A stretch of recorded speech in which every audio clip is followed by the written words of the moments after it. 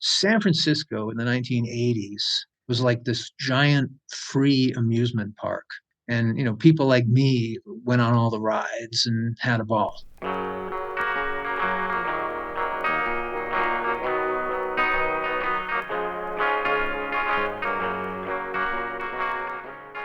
Hello, and welcome to episode 16 of the Who Cares Anyway podcast.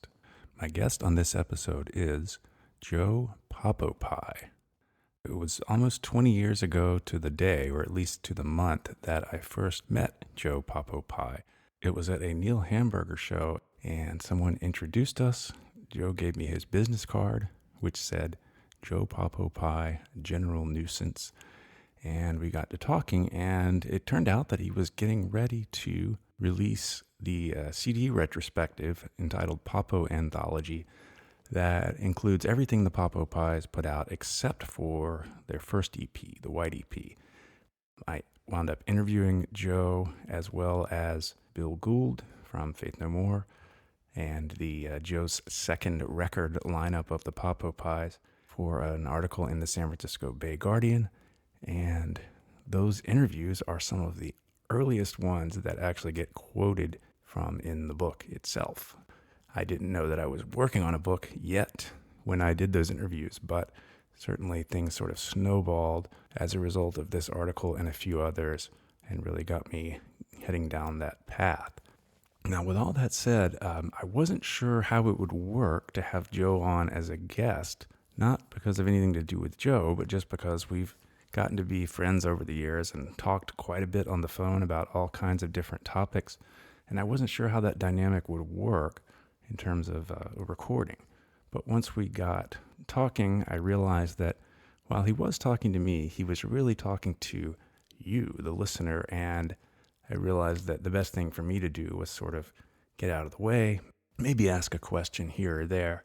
But really, this is sort of the world according to Joe, or at least the Popopais history and some related tales, anecdotes, etc., according to Joe.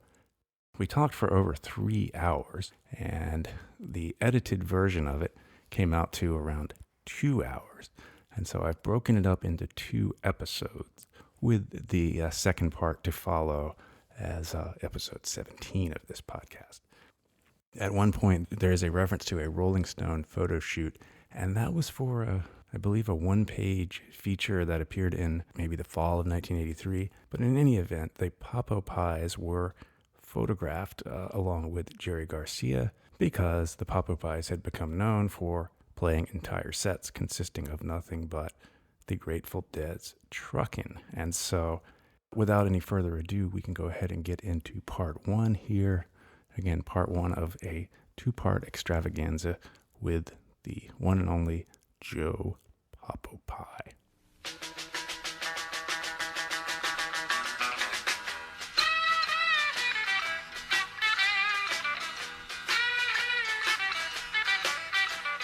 Truckin, got my chips cashed in, keep truckin' like a do-dog.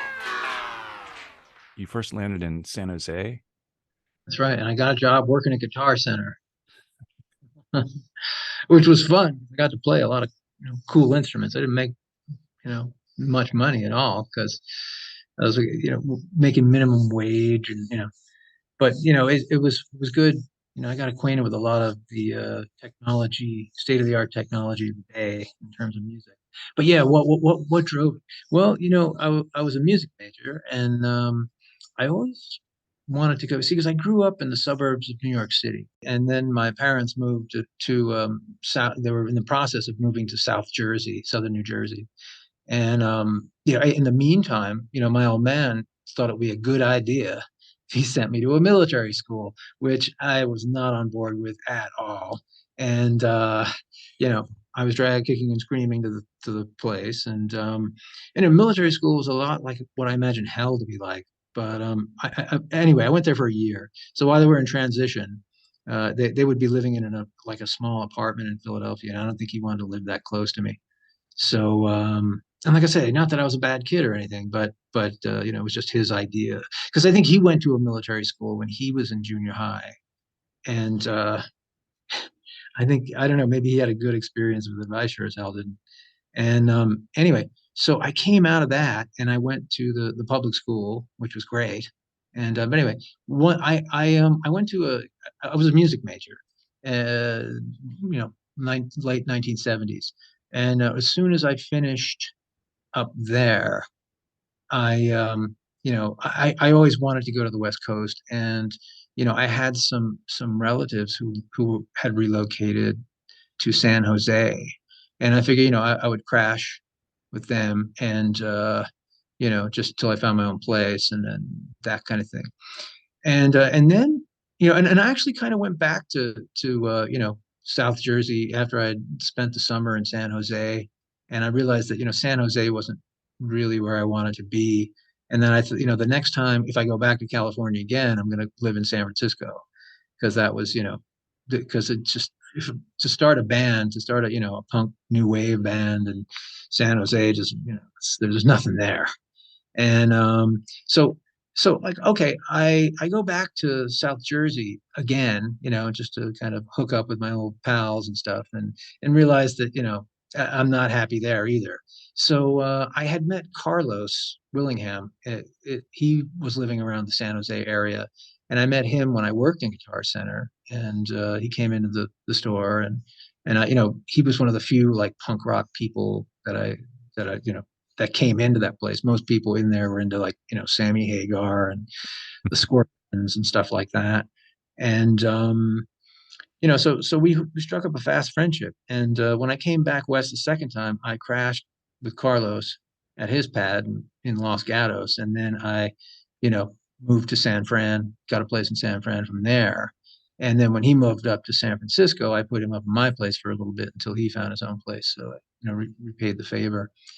And so that's kind of how I got there. Now, just before I left South Jersey in like I think it was like May of 1980, I was finished with my college stuff, and my music major buddies were real cool, and some of them were into punk new wave stuff, and I did some recordings with my music major pals, because I was a music theory composition major, and I had a pretty good reputation there. And anyway, so I got some good guys together, and I said, hey, listen, I want to do this demo tape, and I got some songs, some punk new wave songs, and I want to record them in the Ed Media studio in the music building, and so we recorded them in May, and that was the Truckin' and the Catholics that people hear on the white EP. The rest of the stuff on the white EP was recorded actually in the studio from scratch. It's at the Automat. That's right, the Automat. But the cool thing about the way we recorded it, see, is that we used live room miking. There wasn't like I wasn't standing in an aquarium fish tank, sealed off from everybody, and it wasn't, so that my vocals wouldn't bleed into the other mics and everything like that. No, it was live room miking, and it's actually a live recording. It's actually the way we sounded if you were standing right there in the room. There's very little mixing or anything going on there, and there's certainly no overdubs. So yeah, maybe that's why it's so exciting, and I love recording that way, because if you got good players, that I think that's the way to go. Just my take, but because I'm kind of a purist. And so once that was done, and we slapped it together real fast, and it came together real fast, and I took my tape and came west, did that thing, worked at Guitar Center for a little while, and thought that I'd meet a lot of people there, and I didn't. I only met one person, and that was Carlos, and who later worked with Bruce Lewson, that the Weasel contingent. Right, yeah. And Carlos, it's funny how that meeting between Bruce and Carlos, I actually had something to do with, because we were doing a benefit. I'm fast forwarding to 1983. We were doing a benefit for the new Method Laundry, which was this cool like club that a bunch of punk rockers got together and built this stage, and turned it into a little venue. And it used to be an old laundry place, or some industrial laundry place. Is that in East Bay? The East Yeah, Band, right? it's Yeah, in right. Emeryville. That's what I thought. Okay, yeah. And I was, tight with Tresca Baling at the time. She was the bass player for Animal Things, and I Right, was yeah. hanging with her. And so, and she said, "Hey, why don't you do a benefit?" And I was like, "Okay." So we did this thing where, I was going to do some sort of performance art thing and not do a typical show. And Bruce came up and said, "Hey, Joe, let's play some music." While I was doing this thing, and everybody was like, what is this guy doing? Because I was doing some weird thing. And so Bruce got on the drums and I played bass, and Mikey played guitar, Mike King played guitar, and Carlos sang. And it was a weird Papa Pod show. And so, I just improvised with Bruce, and Bruce gave me requests, and I would play these songs on the bass. And I did a little bit of talking in between the songs, and Carlos just sang some into just off the top of his head some stuff, and it went over so well that after the show, Bruce said, "Hey man, let's start a band," and so Carlos, and it never, I wasn't involved in it, or I never got involved in it, but Carlos and Bruce, hit it off, and that's when they started the Weasel contingent, and that's how that's got started. But anyway, but back to 1980. So I came west again for the second time in like January of '81, and got a place up in San Fran, and I was working as a night watchman on the Coyote Point Marina in San Francisco Bay, sitting on the dock of the bay, and I had these 3 12-hour shifts a week, and because I'm kind of a night owl anyway, it was a real good job for me, and I really enjoyed being awake all night and watching the tide go up and down. I didn't know tides went up and down, and they do by about like 12 feet or something every day. And you'd walk down these gangplanks, and it'd be really steep, man, when the tide was low. But I did notice how it affected my moods, the tides going in and out, which was kind of cool. And it was also cool because I could bring my solid body guitar and play in the little harbor house in between doing my rounds. And I could, be out in my car listening to, KUSF and KLAX, and I met a couple cool people being a night watchman on the Coyote Point Marina. Anyway, so it was a cool job for me because I was up all night, and I got really out there, as you do when you're up all night. And so I was, going along, and I wanted to start my band, and I didn't even know what I was going to call it yet. I originally called it the White Bread Consciousness when I was in New Jersey, and I thought, I don't know, for some reason I wanted to change it like that. That didn't, grab me anymore. So I was looking for band members, to start a band. And I went to Haight Ashbury for the first time. Wow. I went to Haight Ashbury Music, and I saw some guy had a note on the wall that said, drummer wanted for bands or something. And I thought he was a drummer that wanted to get into a band. So I gave him a call, and it turns out he was actually a guitarist. And so he goes, "Well, why don't you come over? We'll have some beers." And I went over, and I got drunk with this guy, and we hung out, and we did some improvising and stuff. And he's a guitar player. He's a cool guy. And he was he was really into Zippy the Pinhead too. That's why I hit it off with the guy. And he had this really great Zippy comic book there called The Nation of Pinheads. And I said, "So we got to come up with a name for our band. What are we gonna call it?" So I'm thumbing through this Zippy thing, and I had a few beers, and I'm slightly lit. And I come across this page in the Zippy comic book, and it says, "Get that errand boy in here," which is Zippy the Pinhead, and Mr. Toad. Mr. Toad says, "I want you to increase the sawdust content to 75% in all Jiffy cakes and Popo pies." I said, "Popo pies? That's a great name." But he spelled it differently, like Bill Griffith spelled it Poppo pies. And I thought, no, what we need to do is we need to put dashes in it, and then it'll look really tacky over the front of a bass drum, POP-O-PIES. And that's how I got the name of the band. And so that guitarist, he kind of fell off after a while. I was going through band members like nothing. And but anyway, we went to this party. I still hadn't sent out anything to clubs yet because I still didn't have a band yet. But I went to a party that, this guy who I met there from the bulletin board on Haight-Ashbury Music. And it was with this cool artist guy named Forrest McFarlane, who had a little art gallery in the Mission, and it was like his home too. And he had this party, and I would, did something. They were like writing things on like they had like something rolled out where you could like graffiti on the wall or something. And I said, I deliberately wrote something to piss some people off on purpose. And so people tore it down and everything. So I drew a lot of attention to myself. And there was this very attractive woman, this English woman. And anyway, so I was hitting on her and I didn't realize that she was Mikey's girlfriend. And so, she called me up like the next day and says, "Hey, we're going to, to the movies, and, do you want to come with us?" I said, "Sure." So, and that's where I met Mikey. And so, Mikey and I kind of became partners in crime and did a lot of, we raised a lot of hell, and we became, good friends. And right around that time, I started sending stuff out because I had met enough people that I felt that I could, throw together a band when and if somebody gave me a gig.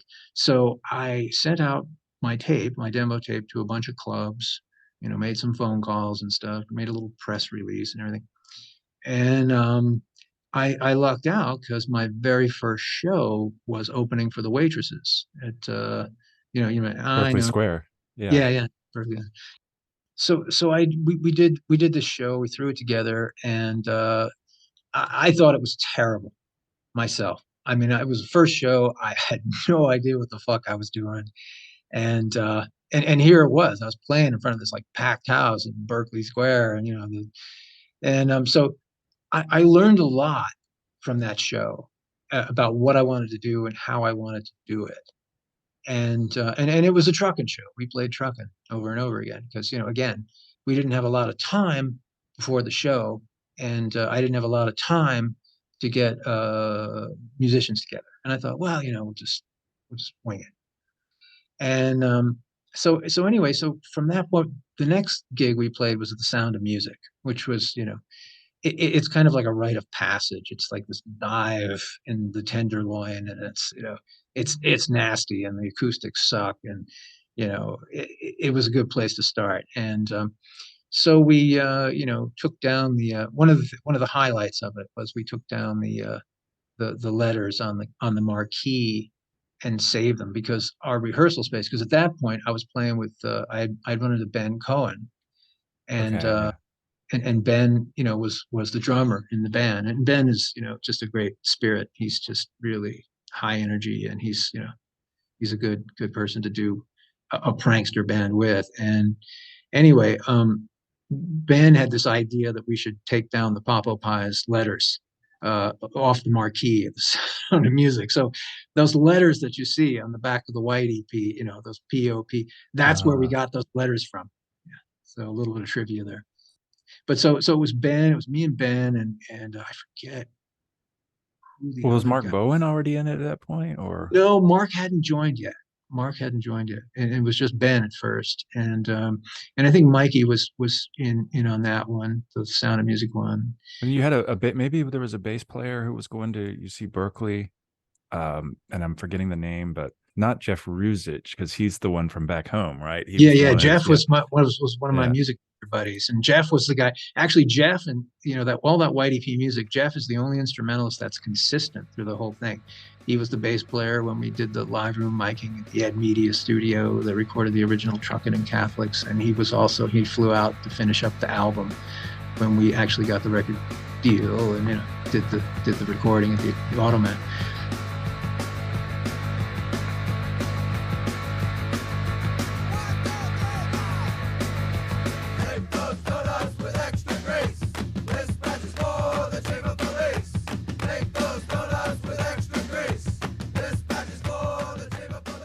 What was going on simultaneously right around that was I went down, once I had gotten a couple of shows under my belt, I went down to the local radio station, KUSF, and, with my tape, and I encountered this DJ who was also from New Jersey. So we kind of bonded a little bit, and this guy named David Basson. And I said, "David, I've got a really good song here. It's a Truckin' song, and and the Catholics are attacking. Some other good songs in this, and there's 4 songs in this demo tape, and you can use whatever one you want. If you can cart them up. I mean, we don't have a 45 or any vinyl or anything. We can't really afford that. So, if you cart this up and play it, that would be great. And all I was thinking was, I just wanted to hear my music on the radio and get a kick out of it. And also I thought it might help us get more shows. And that was about as far as I thought it would go. But little did I know that this Truckin' and the Catholics are attacking became this big hit. It's like became this big indie hit, and people were calling up and requesting it like crazy, both those songs. And so much so that somebody from Calex came across the bay one day into KUSF and said, "Hey, we've heard this song, and we want to get a copy of it. Can we get a copy of it?" And they just carted it, because what they do is they what David Bassett did is he took it off the cassette. I don't know if he took it off the cassette tape or the reel to reel. I don't know. I had a reel to reel version of it also, obviously. And he took it off that and put it on these, back then they had carts, and they were 8-track cartridges, and Yeah. they could make them. They could make them there at the radio station, and they would just be just long enough to play your song. You cut them to any length you want, and you could cart it up. And so they had a stack of carts, and so he put those 2 songs on carts. And the Calax people, or the Calex people, came over to KUSF and says, "Hey, we want a copy of this. Can we copy it from you? Because we want to play it on our radio station." So they copied those 2 songs and played them on, went over and played on their radio station. And at the meantime, I don't even know that this is happening. And one day I turn on the radio, and and I'm in the East Bay, and I'm hearing this, and I'm like, how did these guys get a hold of this stuff? And then I would find out later. So it is helping out me getting some gigs. And we start playing more, and every gig is like a happening. It's like a Ken Kesey thing. It's wild, and it's crazy, and the audiences go nuts, and half of them love us and half of them hate us. And the crowds are starting to get a little bigger, and this Truckin' and Catholics become like the most requested song. This was like in late 1981. And Howie Klein is a DJ on KUSF, and he sees this, and he says, "How do I get in touch with this guy? I want to do a deal with him," he says to people. And so he goes, "Yeah, I don't know." See, at the time I was technically homeless. I was, couch surfing. So, my life was, very unorganized, to say the least. And I was just, like couch surfing, and just kind of having a good time. I mean, you have to understand something. San Francisco in the 1980s was like this giant free amusement park, but it didn't know it. And people like me went on all the rides and had a ball. And so that's kind of what I was doing with my life at that point. And I think I just gotten laid off my job or something, and I was collecting unemployment. Or I don't even know. I don't think I was collecting unemployment, but I was just I was free, and I was having the time of my life. And so Howie couldn't get a hold of me for a couple of months, and finally, when I got a steady place, he found out where I was, and he gave me a call one day. And this was, I think, about March of 1982. And he said, "Hey, man, my name's Howie Klein, and I got this record label, and this and that and the other thing." And he goes, have you ever thought about doing a record deal? I heard you're Truckin' and you're Catholics, and I'd like to do a record deal." And he said, "Well, why don't you come over to my place? We'll talk." So I went over to his pad, and we talked. And he seemed like a good guy, and he said, "Well, here's how I visualize it. It would be this, this, this, and the other thing," and so on. And I was like, "Okay, well, shit, man. I got nobody else is offering me a record deal. It's, and I got nothing else going on in my life. Sure, why not? I'm on board. Let's do it."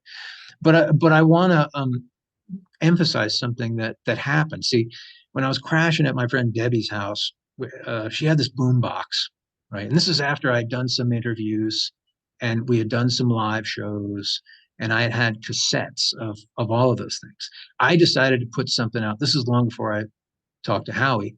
So what I do is this is I take Debbie's boombox and I take these cassette tapes, and I create this little piece of artwork. And it has Truckin on it, and it has Catholics on it, and it's all broken up in a way that it cuts back and forth between like radio interviews that I did that were particularly amusing. And let me see. It has some live versions of Truckin' on it, or parts of it, and I put it out, and I made a bunch of cassettes.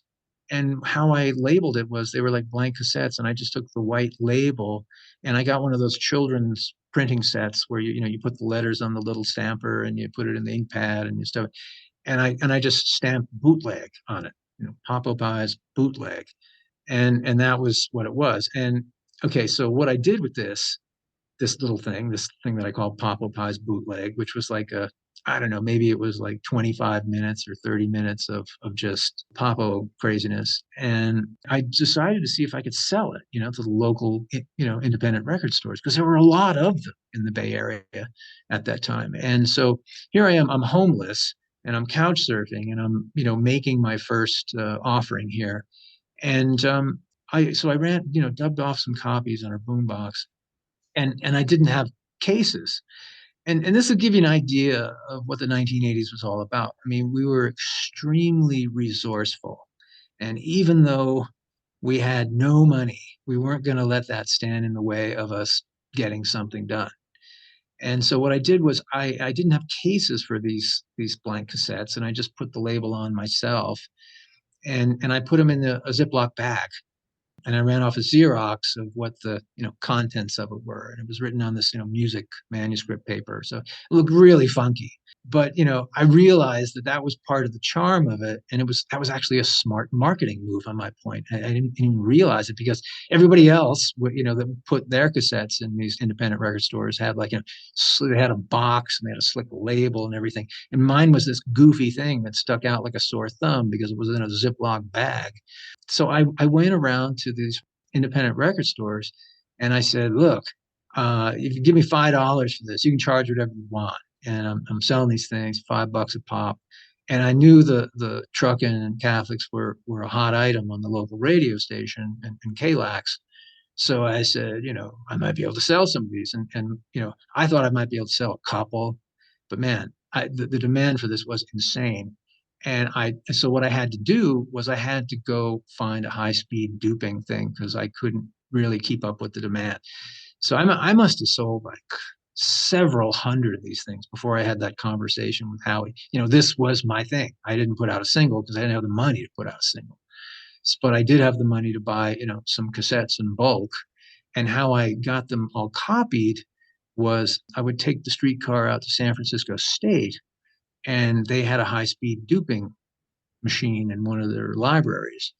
So I would go out there with my alcohol and my Q-tips, and I'd, clean the heads, and I'd, slap in like, a half a dozen at a time, and, high-speed dupe them off and high-speed dupe them off. And then I'd come back, to where I was living at the time, and I would, slap these, labels on them and put them in the Ziploc bags so I'm going around all these stores, first in San Francisco. And there was, like I say, a lot of them.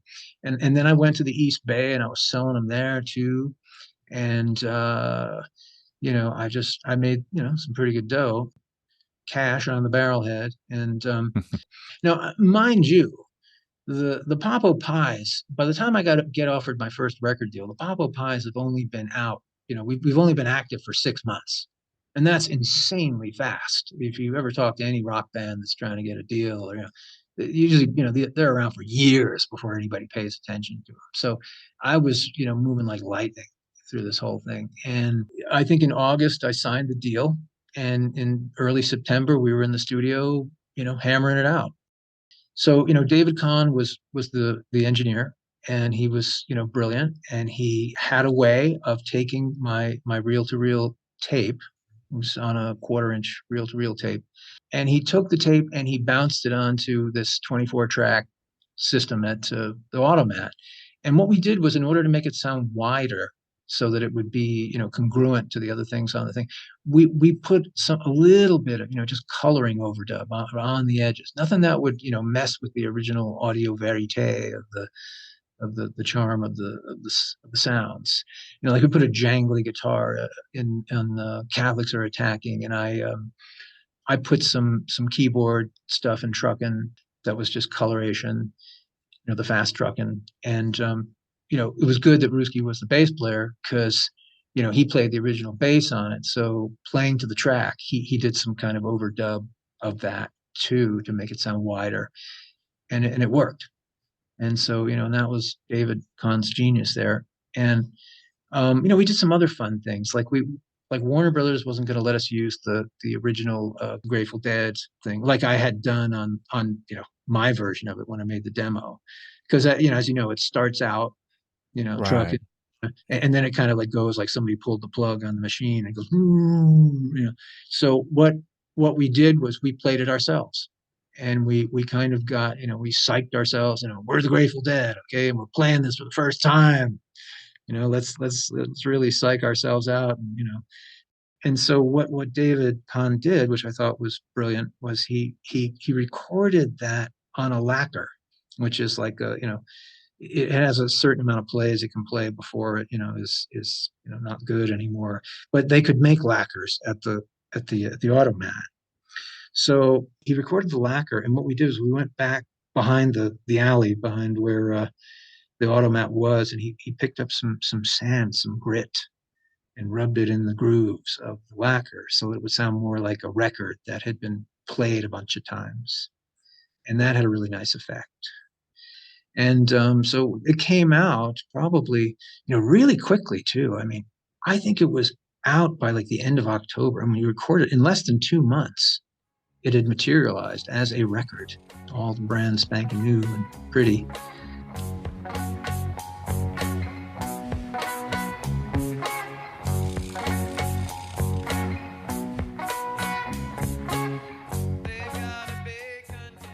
A lot of things about the White EP, like I got in right at the cusp of, when 415 was being annexed by Columbia Records. So I had the benefit of, being a corporate rocker without selling my soul to the devil. And it was interesting because like I wouldn't have gotten, I wouldn't have been interviewed by Rolling Stone magazine if I was indie. I wouldn't have gotten commercial airplay because the White EP got some commercial airplay too. And that's something that doesn't happen to indie bands, or at least in the Yeah. 80s. It didn't happen to indie bands because it's this whole it's a system. The corporate rock system is a system, and you're either in it or you're not in it, and you don't get to partake in the perks of being in the big rock magazines, or being in very mainstream magazines. Like for instance, the White EP was also reviewed by by Playboy magazine of all things. And yeah, right. I mean, all these really mainstream, high circulation publications I was tracking in. So I had that going for me. And then, we got hooked up with this big management company in New York, and they did all our booking for us. So we got on Iggy Pop's tour, and we toured, East Coast and West Coast. And it was great. And we made a lot of friends. And I had made the judgment call that we would continue on with playing the one song over and over again as our first, time out.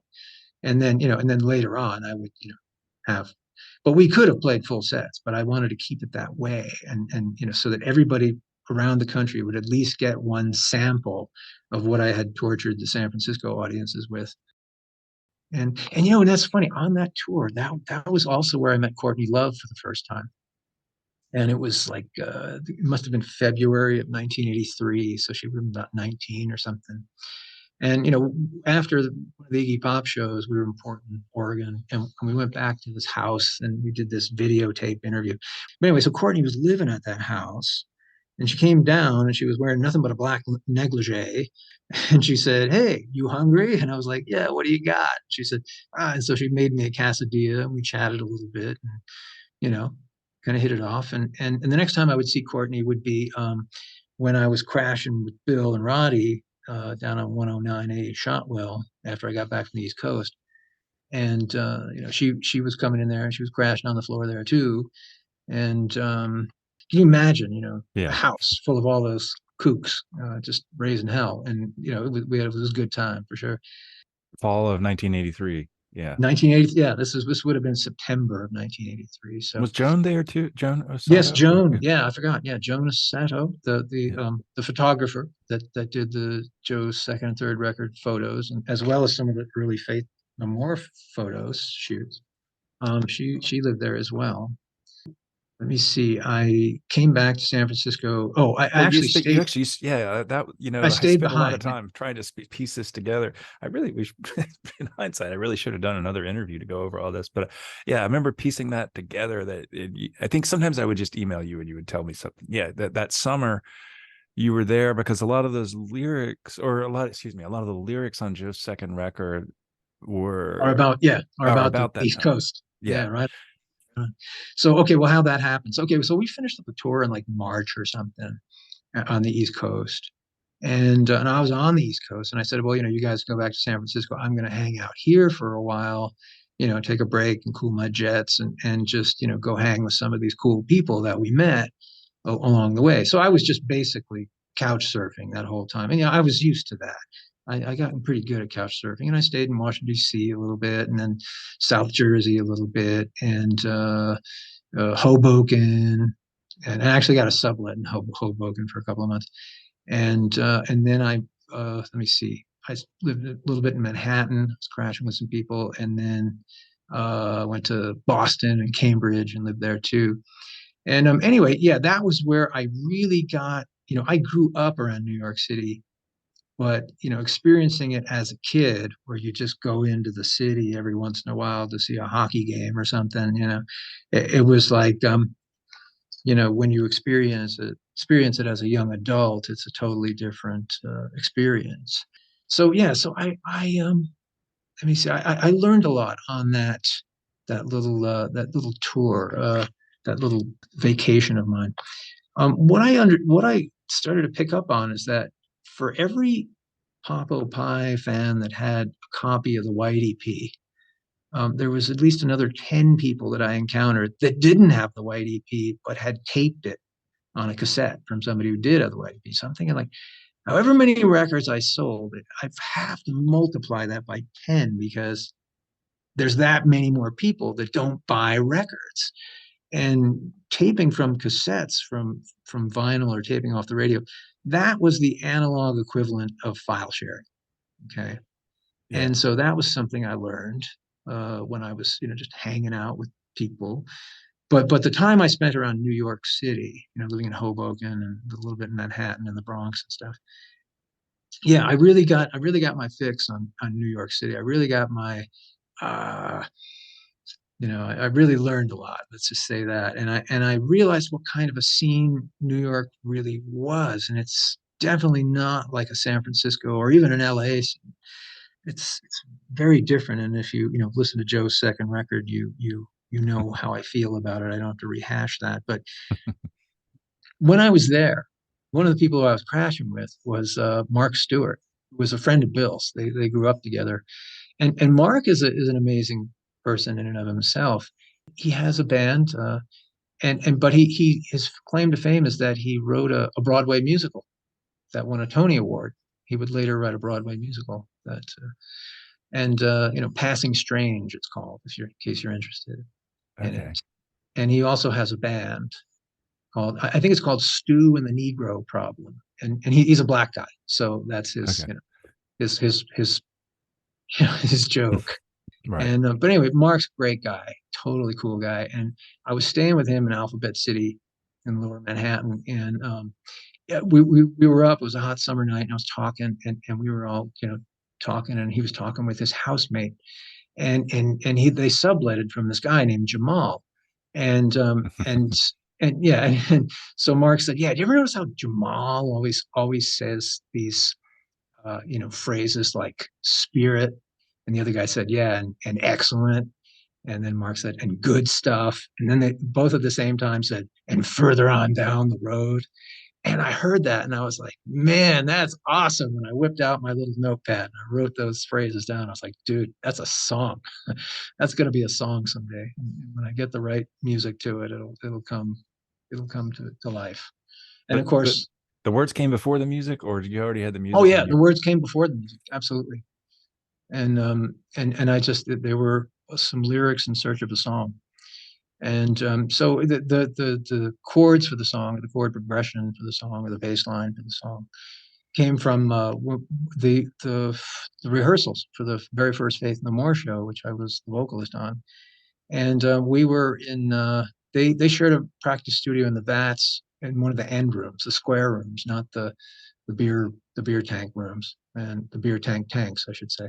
So there was a window in it and stuff. And you had light and everything, and they shared it with Soldiers of Fortune, this other band who Craig Shell. This guy was quite a character. He's a funny guy, and Craig was there, and what's it? I think it was Jake from Crucifix. Jake Right. Crucifix Yeah. had his Marshall half stack there, and he had this really cool guitar. It was tuned with like Allen wrenches, like those Allen wrench tuning instead of like tuning pegs, kind of a gimmicky thing. But it was a real nice guitar.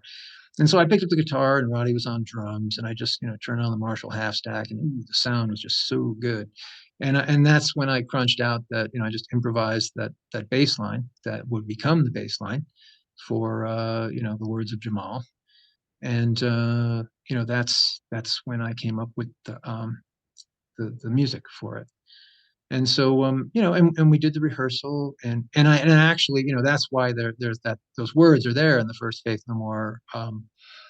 And I think that's why Chuck, I'm sorry, Freudian. Chuck used those lyrics in a song that he would craft. Right. Well, Chuck they was actually great. appear. They appear in that means they appear in, well, if you count the first Faith No More show, two different Faith No More songs, and then if you count Words of Jamal 1 and 2, two different Papa Pies songs. That's right. They're kind of a It's it's a recurring. it's a gift that keeps giving. Yeah. Yeah, it's great. I mean, but I don't know. It's just so good that I don't know. Well, Something it helped me.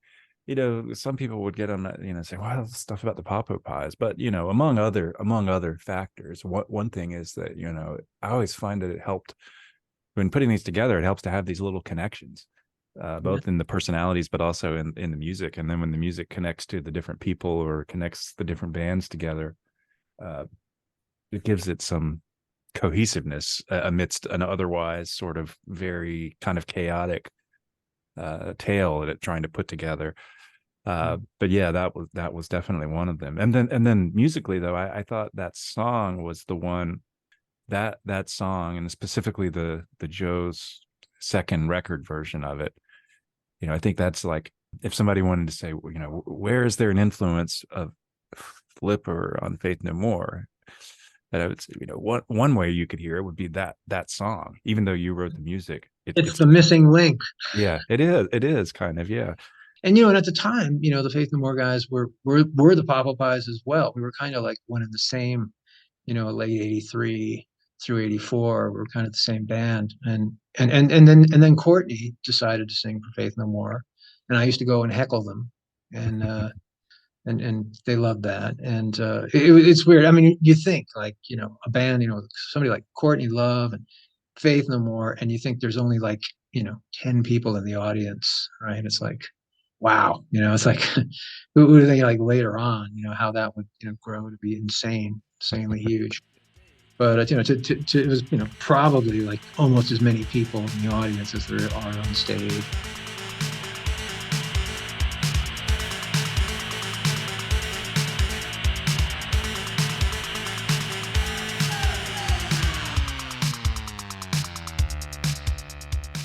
About that Jerry Garcia photo shoot for Rolling Stone magazine, it was pretty wild. We did it at he was playing at the Jerry Garcia band was playing at the Stone in San Francisco. It's this, it's a kind of a medium-sized club, and it was packed. And he's doing his thing. And we came out in between intermission, and we hung out with him. But one of the things that I thought was very interesting about it was Jerry's personal bodyguards, his personal security detail, are these Hell's Angels dudes. And so I was like, man, I better not fuck up here. I'll get my ass stomped. You know what I mean?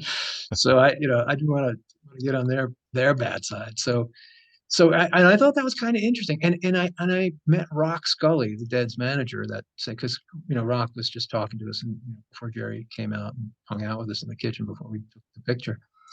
And Rock was really cool too. And I got to know him, and I had a lot more communications with Rock over the next, I don't know, 6 months or something. He Rock wanted to see if he could, wrangle it to where he could get the Popo Pies to open for the Grateful Dead, but that never materialized. But I thought it was just the idea of it was kind of funny that the Grateful Dead manager would want to do that. And but anyway, I want to tell you a little bit about that. It was really weird because like the first time, or like when I met Jerry, it was like when I met him, it was like I had known him for centuries. It's like I immediately just started talking to him like we were old friends.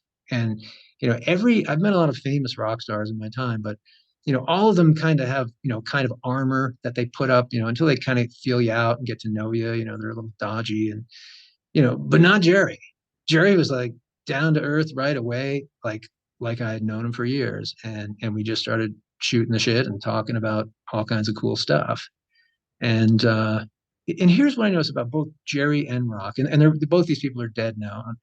May they rest in peace. And um, they they both had this vibe about it. It was as if they had cut out a hunk of time and space from the late 1960s and brought it with them, encapsulated themselves with it and brought it with them. It was in their vibe. And the reason why I know so much about this, because when I was a little kid, in the 60s, growing up, when I was in single digits, um, I had seven older brothers and sisters, so I had older siblings, and they used to bring their friends over to the house. And these friends would talk about various topics of the day, which were very pressing, like the anti-war, not the anti, the draft, avoiding Right. the draft. Well, all the older guys were, they all had their plan to leave the country or something if their draft notice showed up and stuff. And talking to these guys, and to understand. You can't really understand what the vibe was like for young men between the age of 18 and 30 during that time. It was very exciting, and it was very on the edge in a kind of holy shit kind of way. And I would talk to the older guys, and the kids, and they would tell me about the politics of the day and Nixon and all that stuff. And and the vibe I got from those kids, those older guys that were draft resistors, was the same vibe I felt when I stood around Jerry and Rock Scully. And it was like, wow, this is amazing. It's like it was so intense. And but like not like Jerry was living in the past or anything, but it was more like he saw everything through the perspective of somebody that was had the temperament of someone in the late 60s, but he was very aware of what was going on in the world. Like, for instance, Jerry made it known that he really dug punk rock and new wave, and because he dug the energy. And he told me, hey man, don't ever lose that energy that you got, that spontaneity, that prankster-esque sort of thing you're into, because that's that's precious. You don't ever let these suits down in LA, these record company people you're going to deal with, ever try and process that out of you, because that's awesome. And that's the shit of being an excellent performer. And so he was giving me advice. It was really funny when I was talking to him. He was just yeah, it was fun talking to him. And I mean, one thing Jerry said one time was I remember him saying this, is like, the key to having a happy life is to just imagine the most funnest life that you can imagine and then live it. And that's a great philosophy, right? I mean, it's so simple, right? Yeah. And but you'd be surprised how many people, don't don't live that. Like, I remember when I was like 14 years old, I was, looking around at my parents and my friends' parents, and I thought to myself, I don't know what my life is going to be like when I become an adult. But one thing I'm sure of is I'm not going to be like those people. I mean, there's nothing about, that lifestyle, this, get up and go to work and come home and watch the boob tube and, that's your life. I mean, I didn't, I was like, that is not going to be how I'm going to live my life. And, if I can help it. And that's, and I think that was kind of what Jerry was getting at when he said that, it's like, you decide what your life is going to be. And, don't be afraid to imagine the most funnest life you can imagine and go for it. And that's what I tell everybody who's like, in like between the age of like 18 and 30, any crazy idea you have, any, if you want to do something artistic or you want to start a small business or you want to run for public office or, travel around the world by the seat of your pants or whatever, do that stuff. Don't, if you're sitting on a fence about it, don't be bashful, go for it because you won't regret it. Even if you fall on your face, you will still learn so much that will help you the rest of your life.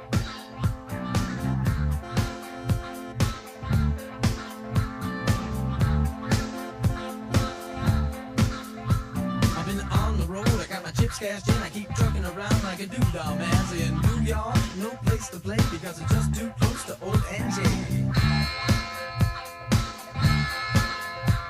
We're trucking off to Buffalo. You see the people around here, they move too slow. You gotta take some time, pick a place to go, and just keep trucking. We're trucking off to Buffalo. You see the people around here, they move too slow. You gotta take some time, pick a place to go, and just keep trucking.